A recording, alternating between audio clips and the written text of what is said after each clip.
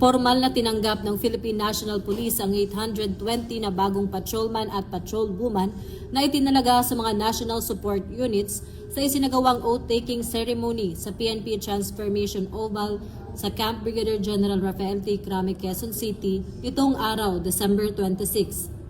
Pinangunahan ni Acting Chief PNP Police Lieutenant General Jose Melencio C. Nartatis Jr. ang seremonya na bahagi ng calendar year 2025 at Ration Recruitment Program ng Pambansang Pulisya.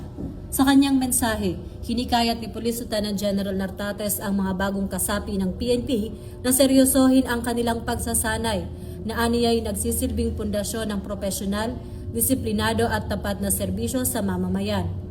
Ang mga bagong patrolman at patrolwoman ay inaasaang sasailalim pa sa karagdagang pagsasanay bago tuluyang i-deploy upang mapalakas ang operational readiness ng PNP at mas mapahusay ang serbisyo publiko.